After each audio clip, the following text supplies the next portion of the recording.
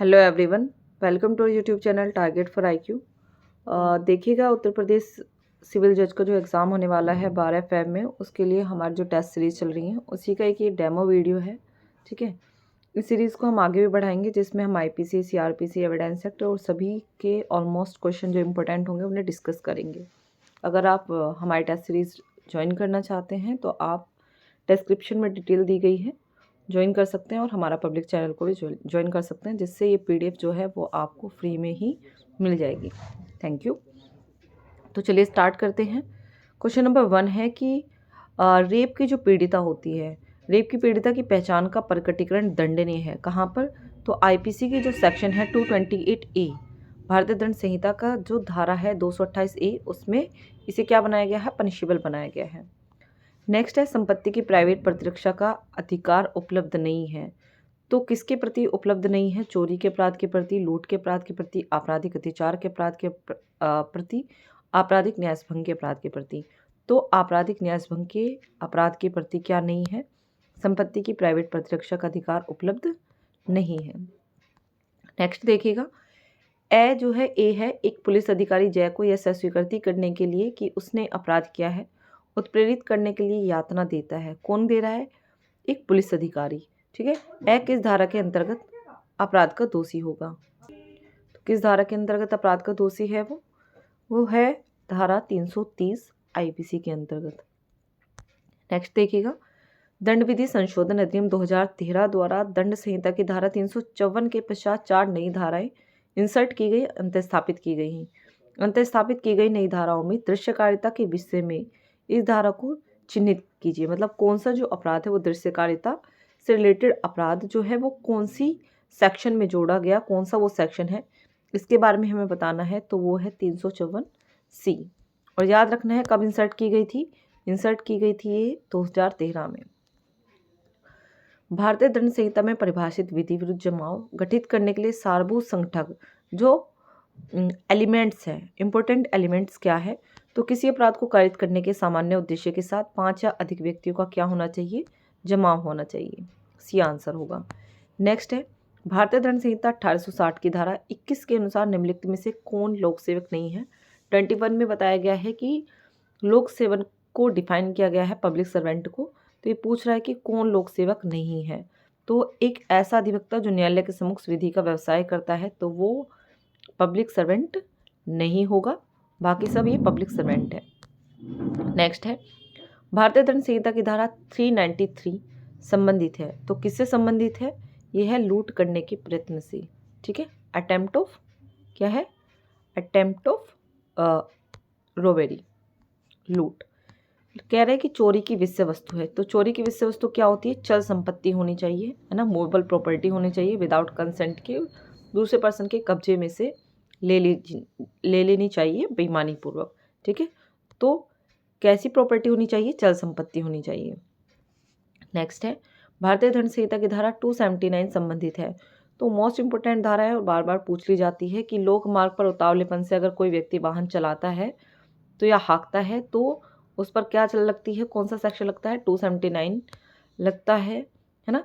और आजकल एक केस बहुत ज़्यादा फेमस है, अंजलि मर्डर केस, कंझावला, है ना, उसमें भी क्या धारा लगी हुई है? 279 लगी हुई है ना। नेक्स्ट है, ग की हत्या करने के लिए ख को क्या उकसाता है? ख वैसा करने से इनकार कर देता है। तो यहाँ पर क किस बात का दोषी है? तो चाहे उसने मना कर दिया लेकिन उसके बाद भी वो किसका? अबेटमेंट का, दुष्प्रेरण का दोषी होगा। नेक्स्ट है, भारतीय दंड संहिता का ड्राफ्ट बनाया था। तो किसने बनाया था? ये ड्राफ्ट बनाया था लॉर्ड मेकाले ने। आंसर होगा हमारा डी। नेक्स्ट है, ए एक कुत्ते को बै पर झपटने के लिए बिना बै की सहमति के उकसाता है। ए का आशय बै को चोट, डर और परेशानी पहुंचाने का है। ए ने कौन सा अपराध किया है? तो यहाँ पर उसने अपराध किया है आपराधिक बल का। ठीक है, नेक्स्ट है, ए ने बै के दांत तोड़ दिए। इस मामले में ए ने क्या कारित किया है? अगर उसने दांत तोड़ दिए हैं तो यहाँ पर उसने कौन सा अपराध किया है? घोर उपपत्ति का अपराध किया है। ठीक है, आंसर होगा हमारा सी। नेक्स्ट है, भारतीय दंड संहिता में पुल्लिंगवाचक शब्द प्रयोग किए गए हैं। प्रत्येक नर और प्रत्येक नारी, है ना, हर व्यक्ति चाहे वो नारी हो या नर हो, उनके लिए पुल्लिंगवाचक शब्द का प्रयोग किया गया है। तो आंसर हमारा क्या होगा? सी होगा। क्लियर। नेक्स्ट देखिएगा, कह रहे हैं कि निम्नलिखित में से कौन सम्मिलित नहीं है। तो न्यायाधीश न्यायालय में बैठता है, एक ट्रिक बनाई हुई है मैंने। तो न्यायाधीश 19 में और न्यायालय में बैठेगा कहाँ, 20 में। और वो क्या होगा, एक लोक सेवक होगा। न्यायाधीश न्यायालय में बैठेगा और वो लोक सेवक होगा। तो 19 में न्यायाधीश, 20 में न्यायालय और 21 में लोक सेवक। ठीक है, ये आपको ईजिली बहुत अच्छे से याद रह जाएगा। नेक्स्ट कह रहा है कि बेईमानी से को 25 में डिफाइन नहीं किया गया, ये आंसर गलत है। मूल्यवान प्रतिभूति 30 में ही है, तो हमारा आंसर होगा सी। नेक्स्ट है, यदि अपराध केवल जुर्माने से दंडनीय है, जिसमें अपराधी का 100 रुपये से अनधिक का जुर्माना लगाया जाता है, जुर्माना देने पर व्यतिक्रम होने पर अधिकतम कारावास कितना दिया जा सकता है। तो अधिकतम जो कारावास हो सकता है वो हो सकता है 4 महीने का। आंसर हमारा सी होगा। नेक्स्ट है, जब एक जल्लाद न्यायालय के आदेश के अनुसरण में कैदियों को फांसी देता है तो कौन सी धारा उसे आपराधिक दायित्व से बचा लेती है। तो कौन सी धारा बचा लेती है उसे, देखिएगा सेक्शन कौन सा है हमारा, 78। ठीक है, आंसर हमारा क्या होगा, बी होगा। क्लियर है, 17 का आंसर क्या है, 17 का आंसर है बी। नेक्स्ट है, डी मिनिमस नॉन क्यूरेटलैक्स की विधि जो है वो छोटी छोटी बातों पर ध्यान नहीं देती। ये धारा काफ़ी मोस्ट इम्पोर्टेंट है। तो ये कौन सी धारा है, धारा 95 है आईपीसी के अंतर्गत। नेक्स्ट है, किसी कार्य के अवैध लोप का दुष्परिणाम अपराध की कोटि में आ सकेगा। मतलब अवैध कार्य के अंतर्गत अवैध लोप भी आता है, ये आपको पता ही होगा। तो कह रहा है कि किसी कार्य का अगर आप अवैध लोप भी कर रहे हैं, अवैध लोप का दुष्परिणाम कर रहे हैं, अबेटमेंट भी कर रहे हैं, तो वो भी ऑफेंस की श्रेणी में आ जाता है। तो ये किस धारा की कौन से स्पष्टीकरण में समाहित है। तो 108 का स्पष्टीकरण है ना, 108 के स्पष्टीकरण में ये समाहित किया गया है। नेक्स्ट है, विद्वेष का अंतरण किस धारा में समायोजित है। विद्वेष का अंतरण आपको पता ही होगा, मैलिस है ना, ट्रांसफर ऑफ मैलिस 301 में है। और ये क्वेश्चन बार बार पूछ लिया जाता है। और ये सेक्शन ऐसा है 301 किस पर हम कभी भी ध्यान नहीं देते, लेकिन ये एग्जाम में जब पूछता है तो हमें लगता है पता नहीं कौन सा सेक्शन है ना, और हम करेक्ट नहीं कर पाते हैं। तो ट्रांसफर ऑफ मैलिस 301 में है, याद रखिएगा, मोस्ट इंपोर्टेंट है। नेक्स्ट है, ए को चाबुक मारने का प्रयत्न जेड करता है, किंतु इस प्रकार नहीं कि ए को ग्रीवियस हर्ट कारित हो। एक पिस्तौल निकाल लेता है, जेड हमले को चालू रखता है, असद्भावनापूर्वक यह विश्वास करते हुए कि वह अपने चाबुक को लगाए जाने से किसी अन्य साधन के द्वारा अब नहीं बच सकता, गोली से जेड की बद्ध कर देता है।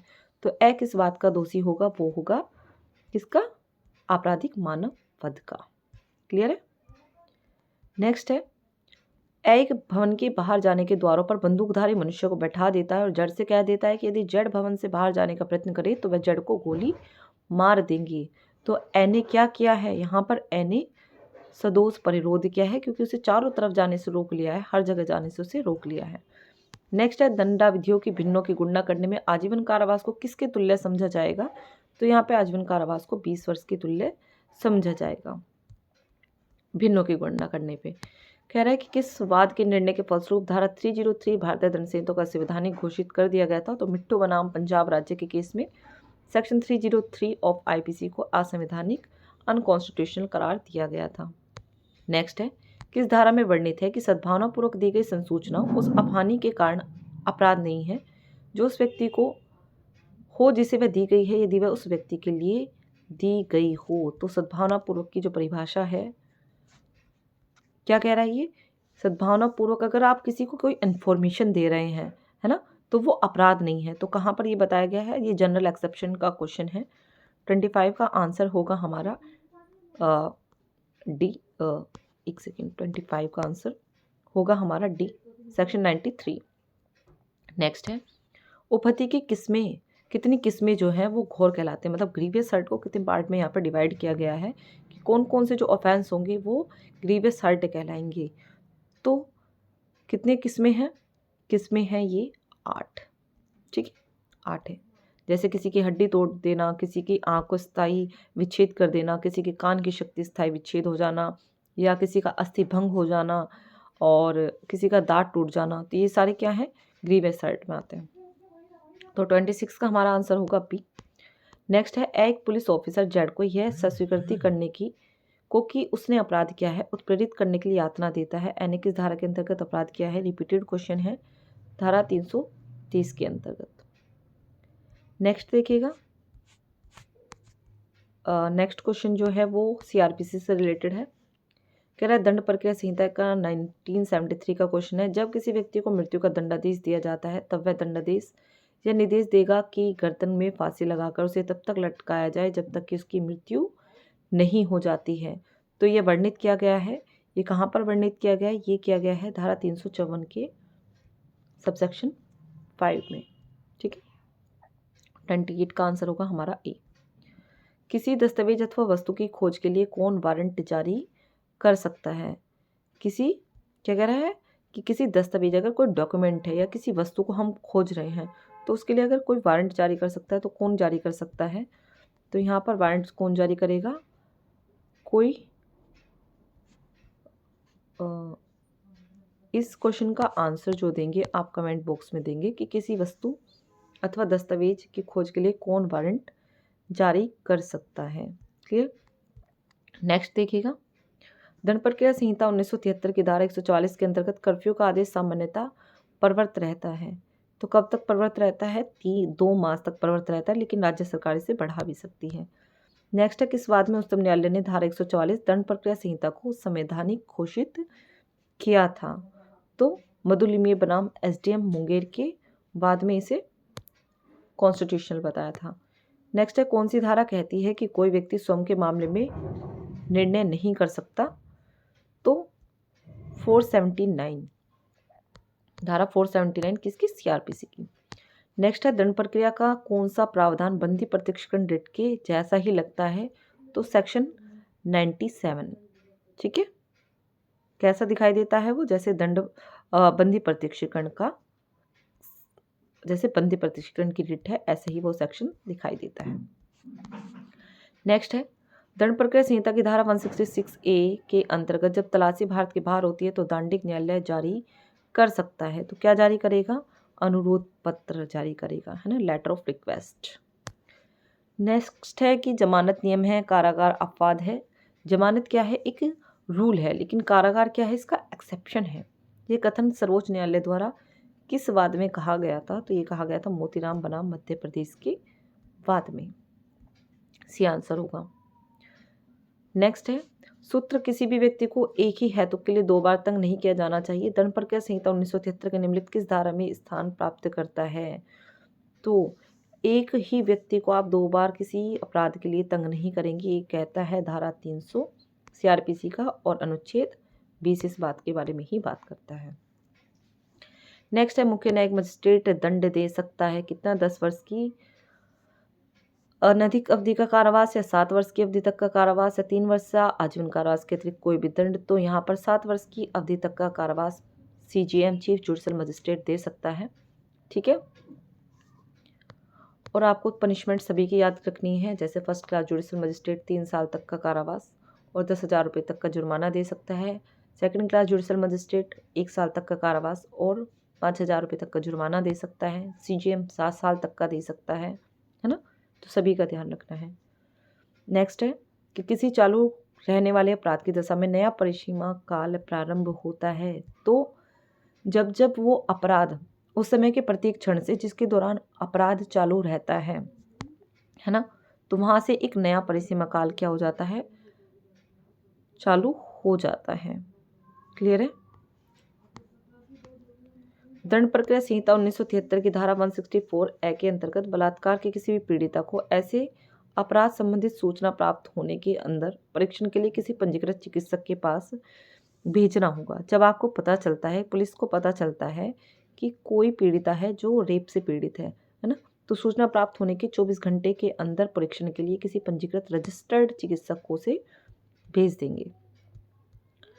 नेक्स्ट है, दंड प्रक्रिया संहिता की धारा 164 के अंतर्गत साक्ष्यों के अभिलिखित कथन होते हैं। तो कैसे होते हैं? तो यहाँ पर जब हम कोई मजिस्ट्रेट कन्फेशन करता है सेक्शन 164 के अंतर्गत, तो वो ना तो सारवान क्या हो सकते हैं? सारवान हो सकते हैं, संपोषक हो सकते हैं, ना सारवान ना साक्ष्य ना ही संपोषक साक्ष्य।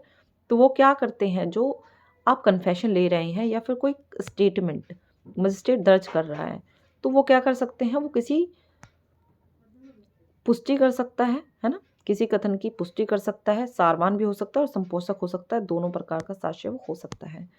नेक्स्ट है, अपराध का कौन सा वर्गीकरण दंड प्रक्रिया संहिता के तहत होता है? तो कैसा वर्गीकरण होता है कि अपराध संज्ञेय हो सकता है और असंज्ञेय अपराध हो सकता है, जमानती हो सकता है, गैर जमानती हो सकता है, मामले समन मामले हो सकते हैं और वारंट मामले हो सकते हैं, है ना। तो तीन तरह से ये डिवाइड कर सकते हैं। नेक्स्ट है, दंड प्रक्रिया संहिता की धारा 125 के अंतर्गत किसी पत्नी को अपने पति से भरण पोषण प्राप्त करने का अधिकार नहीं होगा यदि कब यदि वो कैसे रह रही है, वो एडल्ट्री में रह रही है। नेक्स्ट है, वह अपराध जो देश की सामाजिक आर्थिक स्थिति को प्रभावित करते हैं, जिन पर अविवाद चर्चा लागू नहीं होती है, को अधिसूचित किया जाएगा। किसको अधिसूचित किया जाएगा? सेंट्रल गवर्नमेंट को अधिसूचित किया जाएगा। और ये भी याद रखना है कि अभिभाग सौदेबाजी, आपने प्ली बार्गेनिंग सुना होगा, तो प्ली बार्गेनिंग किस पर लागू नहीं होती है? सामाजिक आर्थिक स्थिति वाले जो मामले होते हैं वहाँ पर प्ली बार्गेनिंग लागू नहीं होती। बच्चों और महिलाओं के विरुद्ध जो अपराध हो रहे हैं वहाँ पर प्ली बार्गेनिंग लागू नहीं होती है। नेक्स्ट है, दंड प्रक्रिया संहिता की धारा 164 के अधीन कथन दर्ज किया जा सकता है। तो यहाँ पर कौन कथन दर्ज कर सकता है? एक न्यायिक मजिस्ट्रेट या महानगर मजिस्ट्रेट द्वारा किया जा सकता है, चाहे उन्हें अधिकारिता जुडिक्शन भी है या नहीं है उस मामले को सुनने की, फिर भी वो कन्फेशन या स्टेटमेंट ले सकते हैं और जिसे जुडिक्शन है फिर वो लेकर उसे भेज देंगे ना। नेक्स्ट है, दंड प्रक्रिया संहिता 1973 के प्रयोजन के लिए निम्नलिखित में से कौन सा राज्य के अंदर उच्च न्यायालय से भिन्न प्रत्येक न्यायालय की भाषा को अवधारित कर सकता है? तो वहाँ की जो स्टेट गवर्नमेंट है तो वो क्या अवधारित कर सकती है कि हाई कोर्ट से भिन्न किसी अन्य कोर्ट की जो भाषा होगी वो क्या होगी। ठीक है, नेक्स्ट वीडियो में हम डिस्कस करेंगे एविडेंस एक्ट से रिलेटेड क्वेश्चन। आई थिंक आपको वीडियो पसंद आई होगी। वीडियो अगर पसंद आई है तो कमेंट करके ज़रूर बताइएगा। Thank you so much.